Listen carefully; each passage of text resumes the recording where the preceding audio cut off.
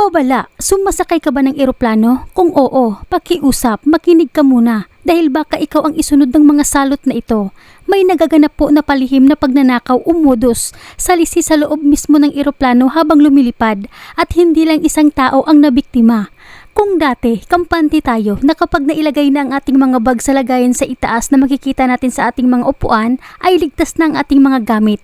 Nagkakamali po tayo. May mga mapagsamantalang kamay talaga na kumukuha ng gamit ng mga pasahero. At ang target nila, alam nyo ba kung ano? Hindi ang bag mo, hindi ang cash mo at hindi ang cellphone mo, kundi ang inyong credit at debit cards lang. Kaya bilang Pilipino kabayan na sumasakay ng eroplano, palabas man o pauwi ng Pilipinas, dapat mo ito mapakinggan para makapaghanda o makapag-isip kayo kasi ayon sa biktima, 250,000 pesos ang nanakaw sa kanilang mga card nang hindi man lang nila namalayan. At ang mas nakakakilabot, hindi lang sila mag-asawa ang nabiktima.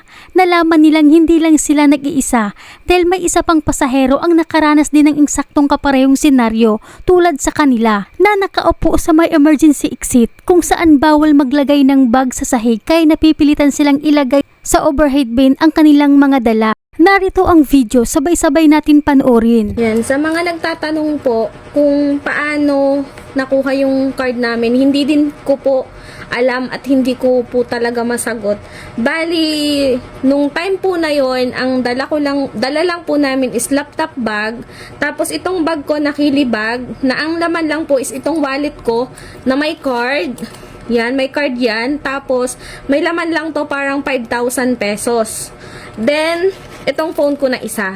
Itong phone ko na to. So, ito lang po talaga ang tanging laman nitong bag ko na to na ipinalagay sa taas sa cabin head namin.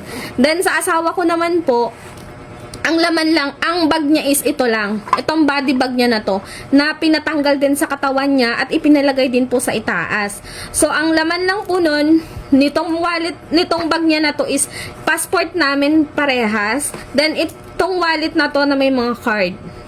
Yun po ang laman. So, kung yung tanong nyo po is paano nakuha, hindi din po namin alam dahil yung lahat po ng cards, yung aking alahas, itong passport, wala pong nawala. Ang nawala lang po, debit at credit card ng aking asawa at saka credit card ko po. Yun lang naman yung nawala sa amin. So, hindi mo talaga siya malalaman na nawawala kasi pagkuha mo dun sa taas, nandito yung wallet, nandito yung bag. Nandito yung bag, nandito yung wallet, nandito yung cellphone. Ganon din sa asawa ko, nandyan yung mga card niya, nandyan yung ano niya. Hindi yan mache-check namin agad kung may nawawala. So, napansin lang po namin na nawala siya is nung may nag-text na po sa asawa ko, bago pa po kami lumabas ng immigration. So, meaning, galing dito sa Pinas, dun lang namin natanggal sa katawan namin itong bag na to. Hindi pa namin to naiilabas ng immigration, itong bag namin na to, at hindi pa namin ito naiilapag sa ibang area. Dun lang po as in sa loob ng eroplano namin to natanggal sa aming katawan. So yun po ang sagot sa mga nagtatanong po sa akin. Kaya paalala mga kababayan, kung sakaling matapat kayo o doon kayo paupuin sa may exit, bantayan niyo po ng maigi ang inyong mga gamit. Dapat naka-alerto kayo palagi at lalong-lalo na huwag po kayong umidlip kasi mabibilis pa sa 4:00 ang kamay ng mga magnanakaw. Sana ay nakatulong sa inyo ang simpleng paalala na ito. Hanggang dito na lamang po, mag-ingat po kayo palagi kung saan man kayo ngayon.